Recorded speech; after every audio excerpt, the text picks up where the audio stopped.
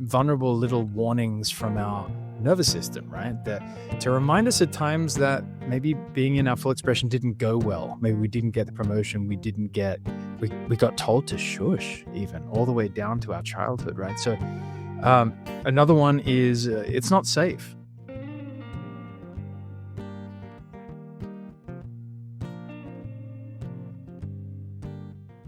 Hello and welcome to this latest episode of Courageous Leaders, Connected Teams.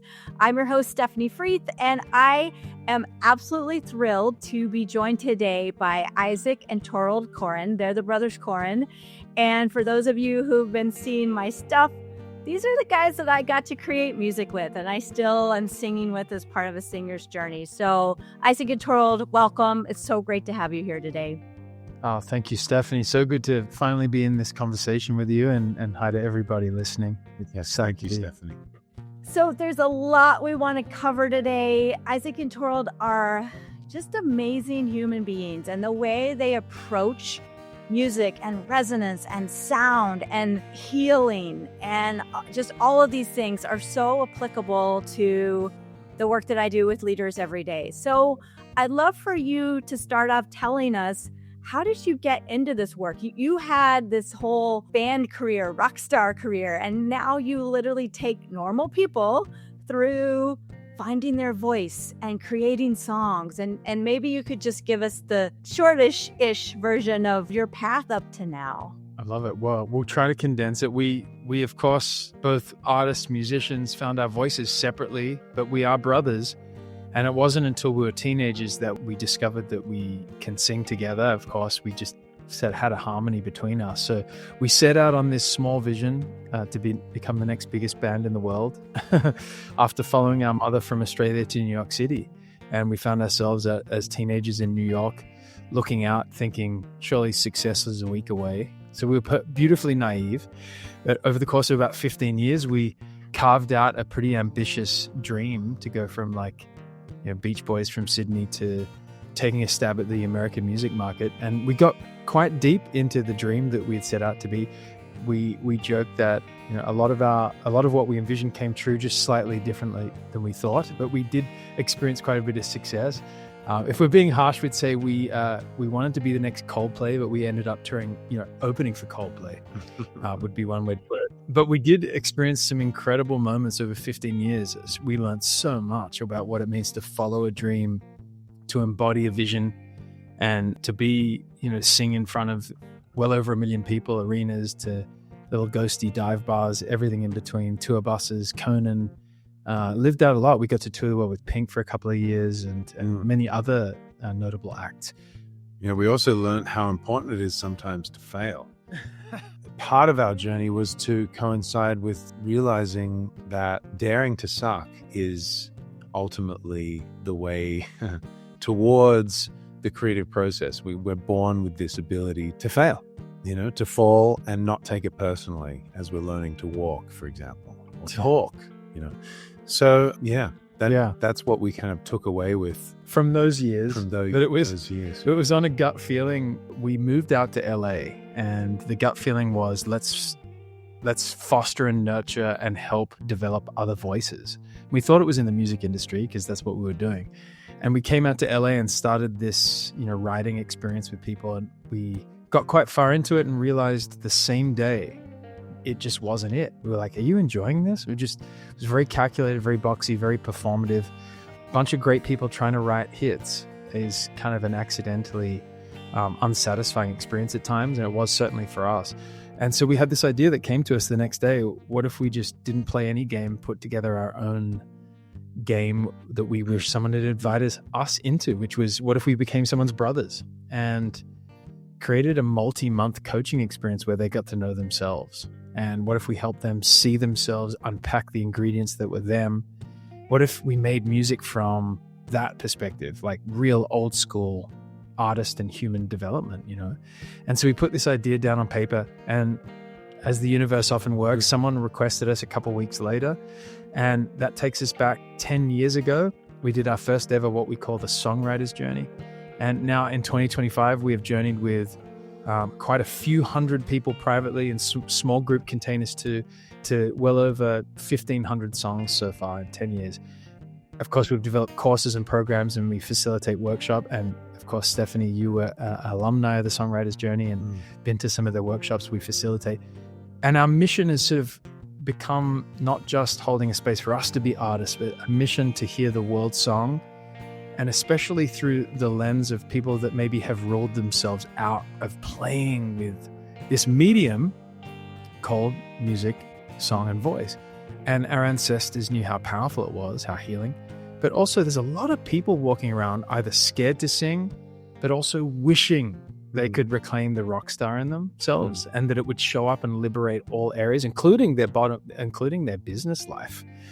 And that's where we connected. So I found myself following your colleague, Eileen McCusick, who does biofield tuning, and you guys were doing Sing the Body Electric at Kripalu. And I came to the workshop and we were toning and singing, and I felt so amazing after that weekend. I'm like, wow, there's something to this, because I had been a singer in high school, but I was also a dancer, and there were choirs that I hadn't made along the way, like the madrigal singers, and I had deemed myself not good enough to sing. I had disidentified as a singer, and I noticed that it was hurting me I was afraid to put myself out there. I had this deep fear of singing, of reclaiming my voice, of putting myself out in video. And so after the workshop, when you said, hey, we do these private songwriters journeys with people, and we had a call, there was something in my soul that was like, I have to do this.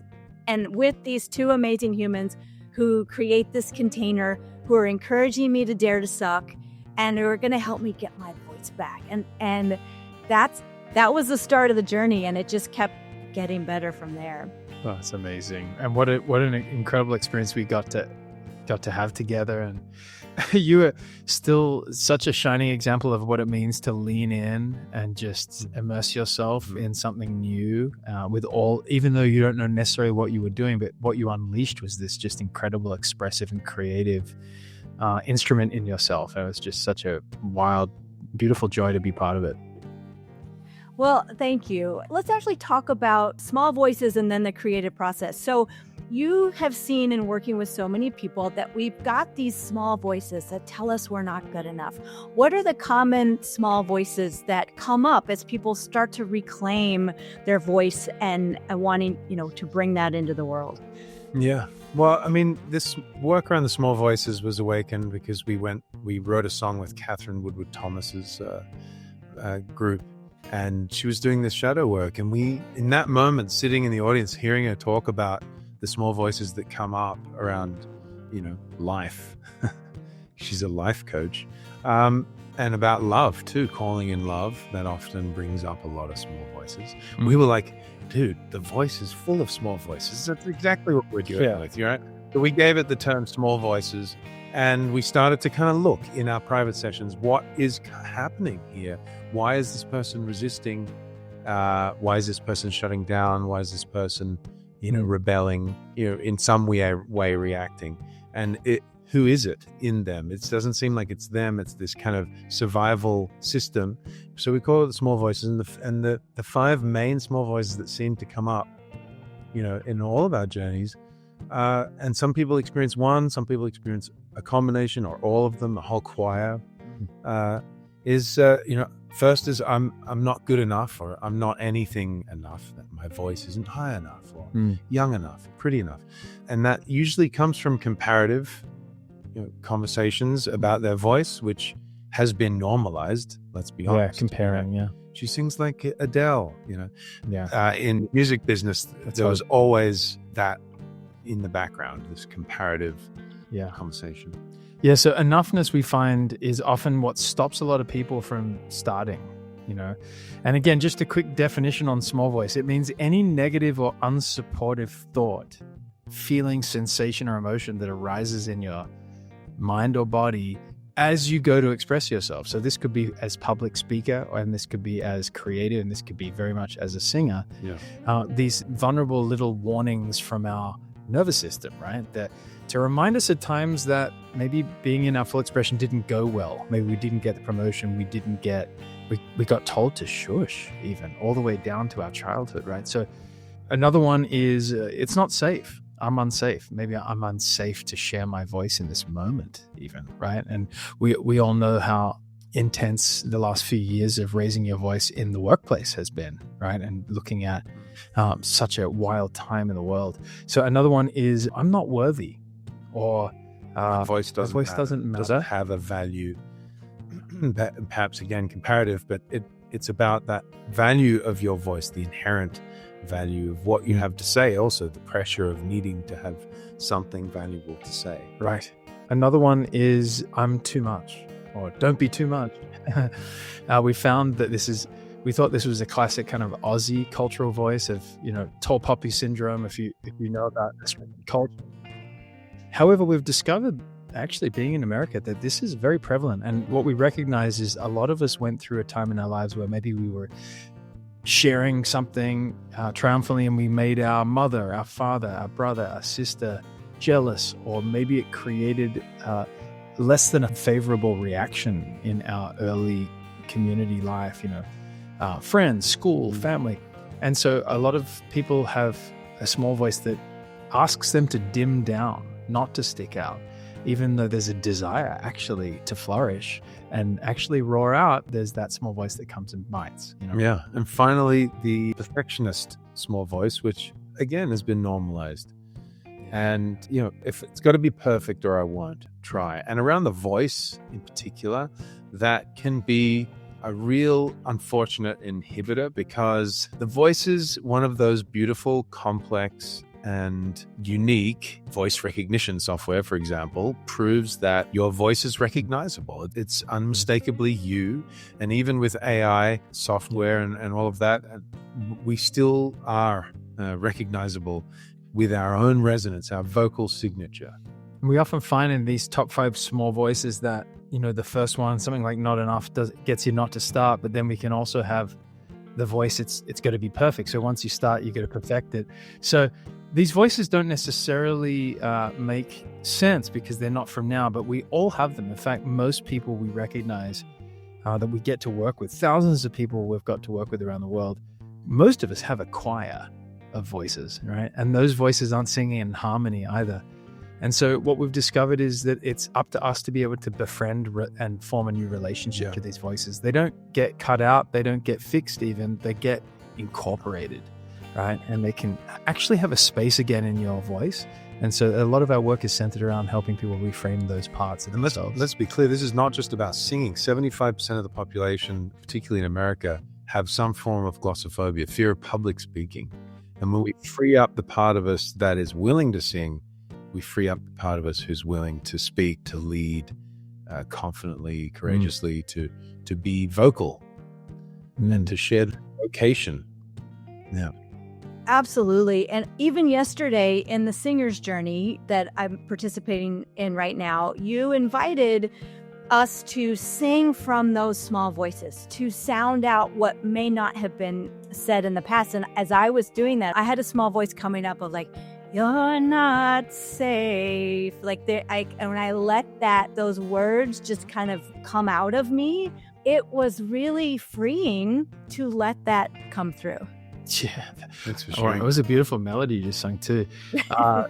I feel like you bring up such a big point, because so often we've been taught, conscious or unconsciously, to kind of bypass the negative feeling that's being felt in our bodies and try to get to reassurance, like, no, I'm safe, no, I'm safe, I'm safe. But sometimes that small voice just needs to be heard out. And that part of us just didn't feel safe at that time. So by giving it voice now, by including it, by it being okay to feel unsafe for long enough, that part can then kind of come back and reintegrate. So it's actually very counterintuitive looking at the nervous system from that approach. So yeah, it's a beautiful new way of looking at reframing our behavior and our relationship to self. And there's no safer medium that we've discovered. Of course, we're biased, but what we've been studying over 2 decades is how safe and how natural voice music song is to our biology, right? It's just that in the last handful of generations, right, of capitalism, of modern society, that we've lost our obvious connection, almost like a food group like quality of music, song, and voice. You don't have to go back many generations to have your direct bloodline actually gathered round and sung and all sang for their vitality, for their wellness. Once a week. Yeah. There's some other statistics I just want to read out, because I know that you have so many leaders listening to your podcast, but 75% of workplace harassment victims experienced retaliation when they spoke up. Wow. That's a huge number. Yeah. And that's a lot of inverse pressure on the voice to be silent. Yeah. 61% of employees believe that their career options are limited by their fear of public speaking. 61%. That's big, yeah.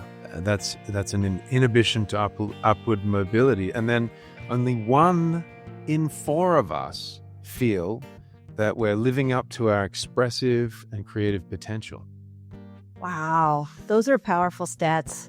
It's so true. And so we've got these pressures that happen as we're socialized growing up. We've got things that happen in the workplace. And I will say one of the things that I really appreciated about the way you worked with me was how you defined the creative process and how you took judgment out of that kind of till the end. So would you mind describing, because I think this is really applicable to so many different industries, how you define the creative process? We'll happily go through the creative process design as we brought you through. But I think the key distinction here is the difference between judgment and choice, because the creative process is full of choice, of choosing. And I don't think that there's ever a moment that you need to have judgment per se. And so there's the distinction that we'll kind of make. That's such a purist take. take. The creative being can be curative, right? The choices at the end, which is what everyone loves to talk about, right? How do we make sure quality control, right, in the business world? How do we make sure that what's leaving this building or leaving this studio, there's the vocal booth in the back, is it? Yeah. Right? That's a good distinction, though, because what we're discovering is through the model of the creative process, which we began to codify for us back in about 2016, 17, when we recognized that we were working with almost 100 people that had never written song to many songs. And we're like, well, what's working? We have to look. And we were afraid to look, to be honest, Stephanie, because it was working. We were creating this new business. Clients, well, if we look, is that okay? Like kind of magical thinking. But when we sort of looked at what was occurring, we recognized this 5-mode flow that we now teach companies. We go into companies and speak about. We were just at UCLA on brain health and the connections of creativity. And what we've been discovering is through these 5 modes that we'll talk about briefly, what we're really doing, which I guess would be maybe the most notable study in the creative flow since the 60s. It's called BVSR, Blind Variance and Selective Retention. It's probably most aligned with that, which is when we allow ourselves permission to make a mess and generate a multitude of ideas without judgment, we let the greatest variance through. And then later we select by retaining that selection that is worth retaining. So what's showing in the science, and has been for years in models, is that when we actually dare to suck and just do it, think about the billions of dollars spent on that Nike commercial, just do it, which is another way of saying our methodology, dare to suck. It doesn't mean suck. It means dare to let that next first creative, expressive impulse pass your lips without limiting and attaching to an exact result. So what you're risking is it's going to be crappy first, but what you're also risking, and this is in the science and in the modeling, that the greatest works will come through too. And so time and time again, what BVSR shows is that the most prolific creators were those that created the most, and from the most came the gold. So we'll just run through, and I want to prove that this new, leaving Nike behind with the new phrase, just choose, right? Just the first stage we call downloader, and the just choose of downloader is yes and yes and yes. Just choose yes. right? Mm. Endless yes. Don't stop. That's the first mode of the creative process, flow or design as we teach it. Yeah. So as soon as that's done, and that, for example, in songwriting, that means pressing record on your phone or wherever, singing, making sound, and letting anything come out. choosing. Okay, I'm going to a choose. note. I'm going to choose a chord. And then I'll choose to follow that chord. Only will you be. And then I'm going to pass it on and say yes to Stephanie. Yeah,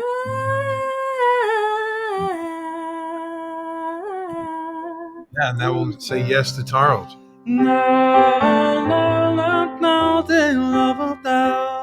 you go. Yes to you. If you're listening there. Yeah, so that's a yes factory here. Downloading, it's choosing to say yes. And there is the full judgment suspended here. Right? The choice is to not judge, if you wish. So the second mode is really about curiosity, and we call it sculpting. It really means choosing a moment from the moments and going, ooh, what if we, and really it's the spirit of yes and. Of course, it's an improv technique, but it really is about yes-anding. It's still suspending judgment entirely and only concerning yourself in the present moment with an idea worth sculpting. In one way, though, it is all judgment in that you're making a choice to find one idea that you can set all of your intention and attention on, which, just briefly, kills every other idea in that moment for a second. Just for a second. And so it's a brutal sport in a way of going and becoming zero focus. Right. And engineers have to do this when they kind of do this process and then they zero in on the one thing that they're going to replicate and scale. Right. So sculpting also, in a practical sense, is repeating what you liked and adding to what you liked, right? And often when you add, it's incremental. It's not drastic, right? Mm-hmm. So a good model is just a note. So what are you going to choose? Like, for instance, Stephanie went, something like that. I'm just going to say it was that. I'm going to repeat it first. Yep. I'm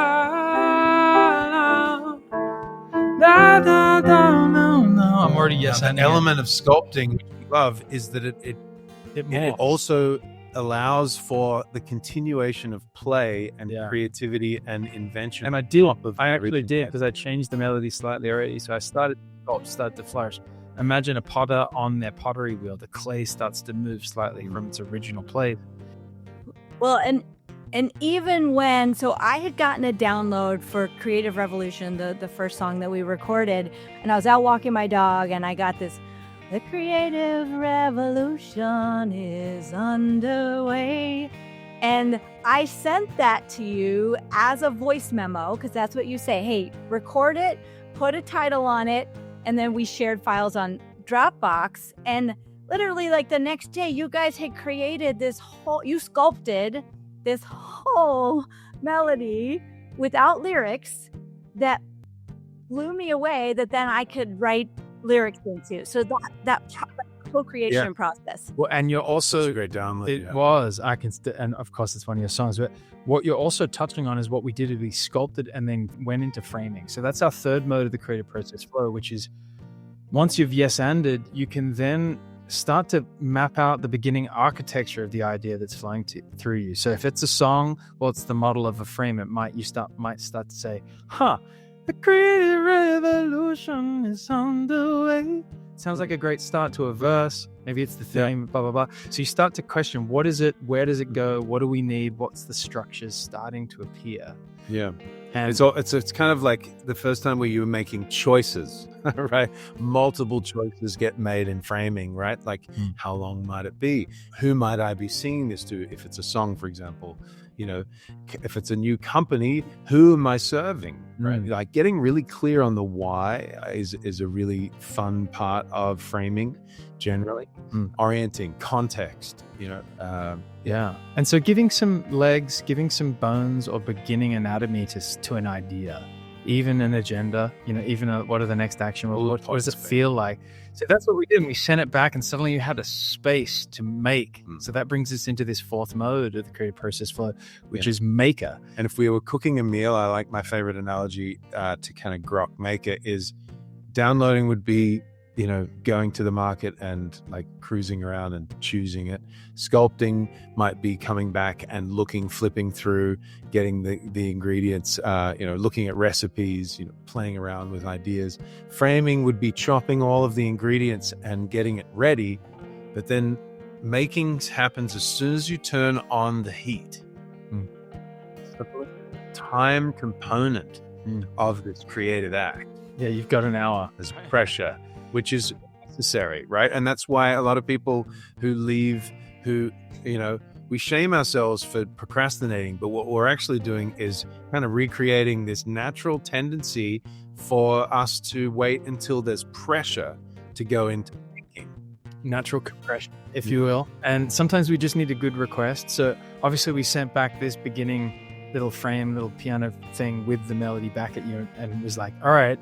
And you were like, amazing, I see the skeleton. I know I have a series of days till we next see each other. I'm going to write into this thing, right? So between time and container, making can become possible. A lot of people jump into making too quick. They haven't allowed the download, the sculpt, and the frame to exist prior to making and allowing the magic to fill that space. So for someone who makes too quick, this is a really great opportunity to see the front end. For someone who doesn't make it all, it's a great opportunity to put yourself under some pressure in little short, powerful. Yeah, set a deadline to get to rough draft. We find that does wonders. If we convince and have a conversation with the critic and say, hey, you cool if we get to rough draft? Then we'll come see you, right? Like, I'll wait to share the rough draft with you. Just let me make a mess till then, right? Yeah. And so this pressure zone can also be without the critic. Imagine that, right? Yeah. So it's like going on holiday without your kids. No, just joking.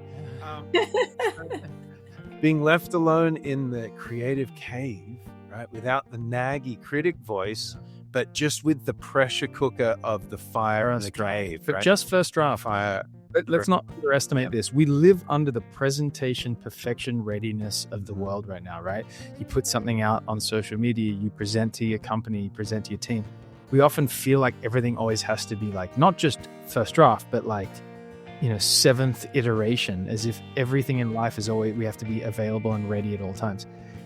It's an overcooked way of living. What isn't is giving yourself permission to get to the next first draft completions and then let the natural iterations take place after. And a lot of people are using AI from like downloading and sculpting. We recommend like maybe consider, if at the earliest, bringing it in here and making. See if you can frame it without being framed, and then find your support where you need it. But can you reach in to where you alone can find, the resonance of an idea or the need for a new company or a blog or whatever's calling you creatively next? Could just be sexy, color coordinated spreadsheets. It's all creative after all. Right.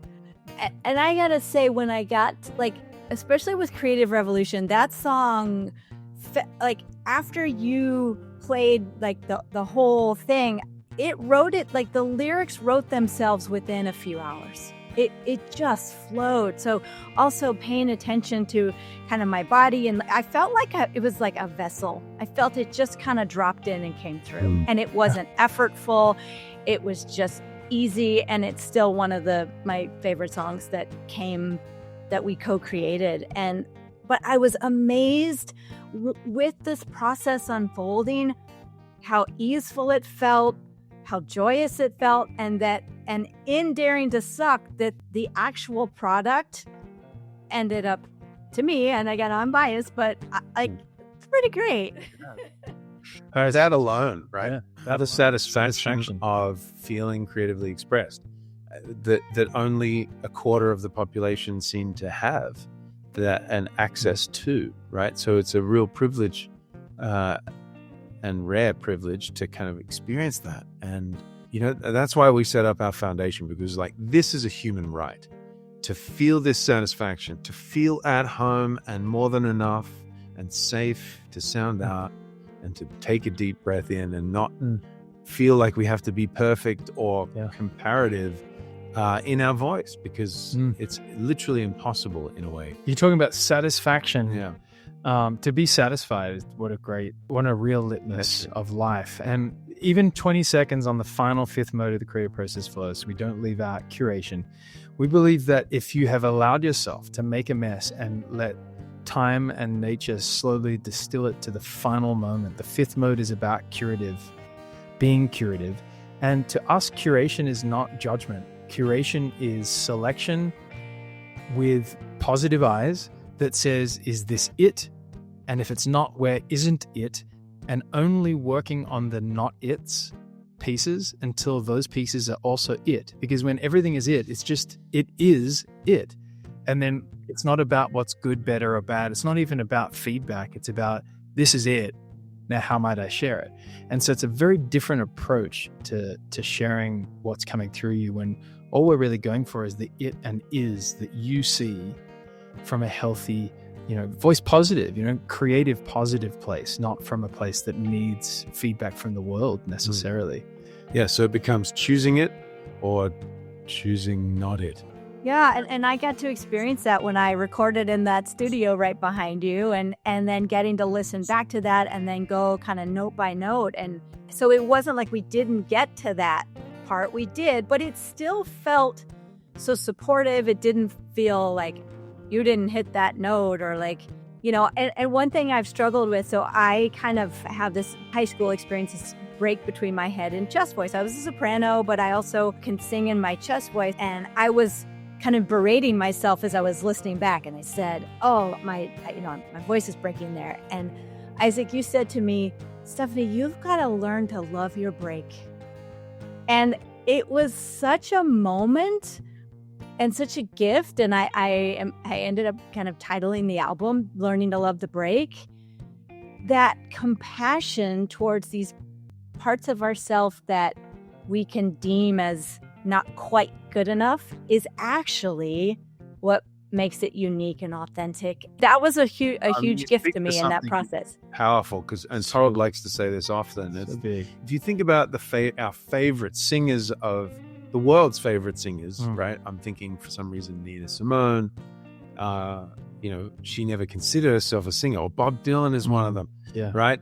It's not for their perfection that we love them. No. Yeah, some singers, obviously, it's their technical greatness that we admire, but not most. Not most of the singers that we love, right?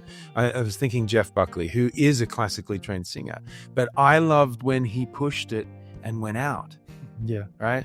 Because he was such a master, he would know how to go out and be sharp. Or, he often went sharp, but some go flat to share, like, hey, this is sad, isn't it? Yeah. This is woeful, and I'm going to bring you down below the note, and it's going to be okay down there too. So anyway, that's very vocal centric, but you've got to learn to love your imperfections just as much as when you love that perfect little breathy tone that you get. Can you love it equally? And know when it's not it too, right? And know when to kind of lean into this curator and go, we won't choose that one. And then, like you said, can you choose not to berate? Can you choose not to go into narrative around why or how or what happened? Because it kind of keeps you just choosing without story, right? Choosing without story, coming all the way through. That's freedom, right? I mean, creative freedom is the ability to lean in, move forward without attachment to the exact result, trusting your creative gut of what is and what isn't, pick with your nah, and then say, I'm complete. Like, that's creative freedom. That's creative freedom. We've worked with a few people from the business world many people, but I remember this one particular woman who leaned in, and she was like, and she'd been from a background where she had been raised by parents who were like, everything's about return on investment, right?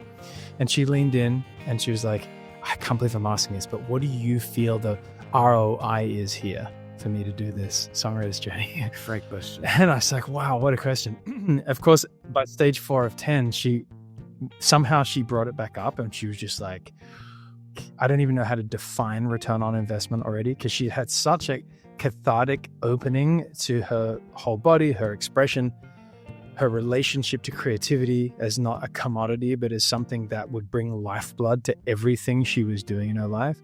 And she's had quite a transformation since. Can we unpack that for a minute? I know I wanted to get to singing, but I think what's coming through the voice to us unexpectedly is this, because of the unique nature of the voice, perhaps, or because the voice expresses something about us as the core, if you want, the soul. If you believe that we have a soul, the voice feels like the naked, access. And that's why perhaps we're so afraid of being heard, is because it's hard to hide in our voice. We're naked. Chloe Goodchild, the forerunner of this work that we've found ourselves doing in the UK, she calls her work the naked voice. And it is. It is naked. And so, yes, feeling. we're in the full Monty up on stage, terrified, right? So it's understandable, like the idea that it's a problem that you've got to figure out, rather than just to get more comfortable. Maybe it's voice. Instead of a return on investment, it's a return to instrument, right? Return to self. It's also a ripple of impact to me when we actually come home to our voice and start to be in our life from an embodied place, really sounding out how it feels to be us, being honest, creating environments that we are supported in. The ripples of impact are, I think, immeasurable, actually. I think we have this finite period of time to be on earth in these bodies, and we happen to be an instrument, right? And so, practically speaking, what occurs when you're actually satisfied and at home in your instrument and sharing how it feels to be you, it's such an incredible impact we can have on each other when we do that. Yeah, and we, in the music business, we chased, exogenous or outside us determined value. And I think through this work, we find more endogenous based value, like value that is intrinsic, that's perhaps, infinite. And that leads me into, I always like to share a practice with our listeners, and what you offer to help people go inside is the warm in, not the warm out or the warm up. We're not projecting out, but maybe you could give us a taste of with an and like that ease, that the way that you bring people to start to connect inside with their voice. Do you think you could give us a little taste of that before we wrap up? Absolutely. Love to. I'm just loving this idea of return on investment being a return to instrument. Of course, we are investing in ourselves. And just in this moment, if you dare join us, we just invite you to take a moment to close your eyes if you're not driving. If you are driving, we just invite you to rewire your eyeballs back away from a need to watch anything. Just allow your eyes to drink in the space around you. And just falling back behind your face, can you just take back space behind your face, softening your shoulders? Can you just lean back into your body and let your body be this container for you to be in? Sinking down into your bum cheeks on the seat if you're sitting, just feeling what it feels like to take a seat, resting back in your power. Inherent power, nothing to wield, but just to yield, just to feel that power. And just fill up your belly with your breath, dropping your lungs soft, but filling up your belly triumphantly. You can put a hand on your belly just to feel that natural power, and then connecting to your exhale with some kind of exhale that steams or like a snake, slowing down your breath, just allowing yourself to get in touch with your breath and just tuning into how you actually feel as you arrive as best you can without pressure back in your body. You might be noticing you're a bit tired or you're energized. Maybe you've been disassociated. Maybe you're feeling anxious. Whatever it is, maybe just meet yourself as you are. The most important thing, when you meet your body as it is, you meet your voice as it is. And just feeling how it feels to fill your body with air, and then let that natural rise of air rush up your windpipe, up into your face. And just notice that this whole body is a voice. And in this moment, we're just going to invite you to just, without thinking, just engage your vocal cords, close your mouth, and just connect to any hum in your mouth, just for yourself. Doesn't have to sound good. In fact, just follow the feeling, follow the vibration, follow the rumble. Find pleasing. Without judgment, just curiosity. Yes, at yourself. I felt good. Repeat it.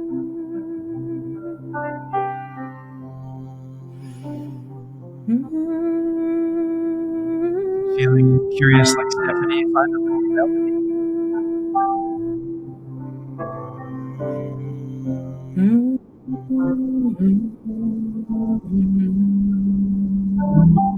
Like you're singing a lullaby back into your own body. What little string of notes do you need to feel today from your own voice?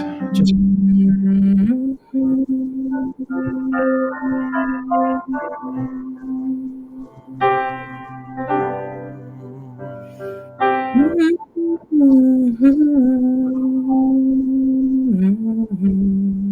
letting that hum build in your body. Can you feel like your whole body is like a cup that you're filling with your own voice? Warming in. Of course, you're stimulating your vagal nerve. You are reacquainting yourself with the natural chemical flow from your brain stem down through your nervous system. Singing is damn good for your health as well.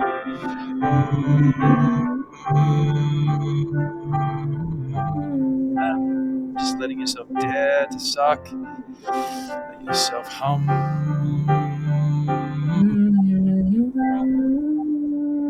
Right up to the creative gut. Open up into the sonic anatomy sound for the diaphragm. Yeah. Since we were talking about the creative gut, we go, yeah. Yeah.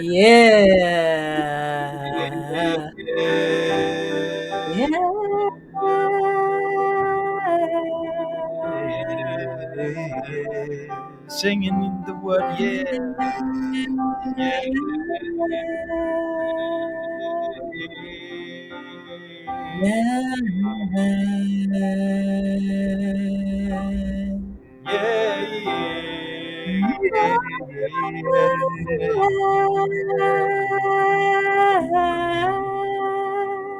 Can you say yes to your voice in this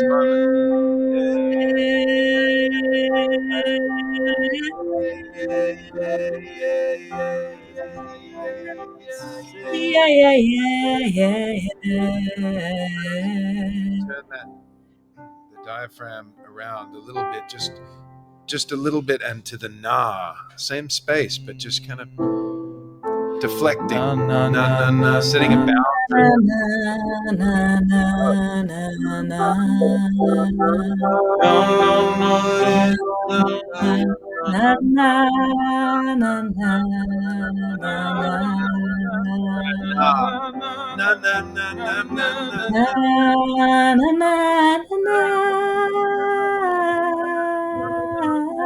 Use your hands.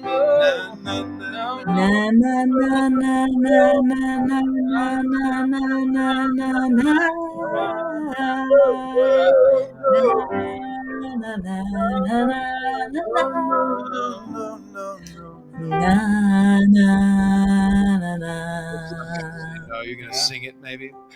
Let's just open that valve back, that same area of your diaphragm, back to yeah, just to close. Yeah.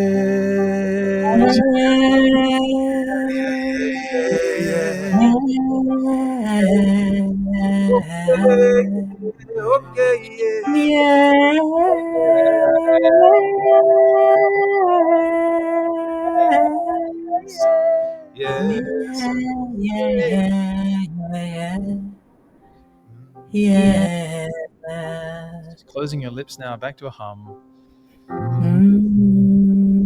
In your voice. And we mean literally, is it sweet, is it salty? We also mean metaphorically. Feel the taste of a rumble upon your lips of your own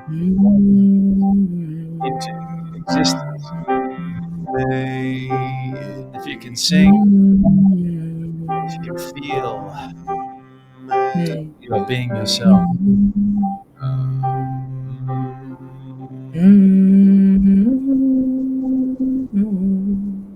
Just inviting one feeling you're currently having right upon your lips to be tasted as we close, letting that feeling coexist with you. Here we go.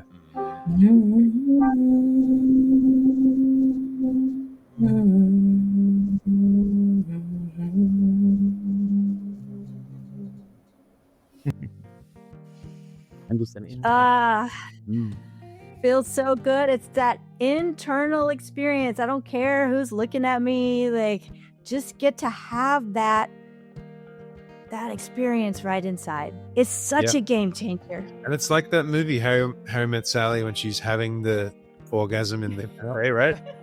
Right? If we're having that, if we're having what we're having, right? If we're having what we can have, and we alone can have, if we're having it, then we can all have it through that person. So just in case anybody's worried about what other people might experience through you, it's the thing that you're having that we get to have while you're having it. And that's what we love about great artists, is that they were having it. They're not half-assed about it. And that's the problem with performance culture. We like to pick on performance culture because it robs us of experiences that we're really thirsty for.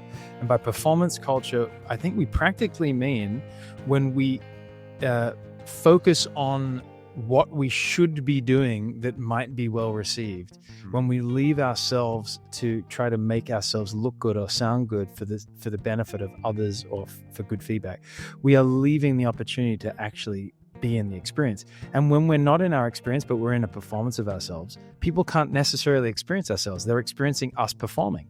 And for the most part, it actually is less, it goes unsatiated. It's less satisfying. And ultimately, we're less successful when we're performing only. We're more successful. By courageous leader to us, might say, is that it's someone who's willing to be authentic, who's willing to dare to be authentic, and not, overlooking good, for example, or performing, getting it right. Like just trusting that their voice will be there as it is more than enough. Amazing. We're going to have you back for part 2 because there's so much more I want to get to. But for today, tell people how they can find you, how they can connect with you. You've got so many amazing programs going on. Your foundation is doing great work. How can people connect with you? Thank you. Well, the easiest way to connect with us is www.brotherscorin.com, brotherscorin.com. And we'd love to hear from you. I mean, we literally do this work for you. If there's a part of you that feels nervous, scared, but somewhat excited to explore getting to know yourself deeper and better through music, song, and voice, as a self-development tool for your life, and also to live out the dream of like finally taking the stage, recording music, getting to say yes to that artist in you, we work with people that are doing it truly to feel liberated across their whole life, to someone really actually finally living out a dream they put on the shelf since college or high school. So whatever it is, we generally work with people that feel both like a little nervous and excited at the same time to bring it into their lives. So please write to us. And there's many ways that we guide people in small containers and privately year long. So we'd be thrilled to hear from you. Yeah, and if you want to check out our foundation, we are committed to raising every voice and hearing the world's song. Yes. And it's ybvfoundation.org, YBV, Your Big Voice. And there we have the beautiful privilege of helping create programs and also full scholarships for people that are ready to experience deeper mental and emotional health through music, song, voice, but haven't the funds, haven't the access. So we're really committed to helping underserved voices have somatic and alternative ways to find their wellness. And so it's been really amazing to bring it into environments and communities that need it. Isaac and Toral, thank you so much. I am just ever grateful to you. And thank you for being here to share just a little bit of what you bring with our listeners. And I'll see you again next week in the Singer's Journey. But I'm so glad that we got to spread your word to some more people who might be ready to hear it. So thank you so much. And for our listeners, thank you so much for watching this episode. Until next time, stay courageous, stay connected.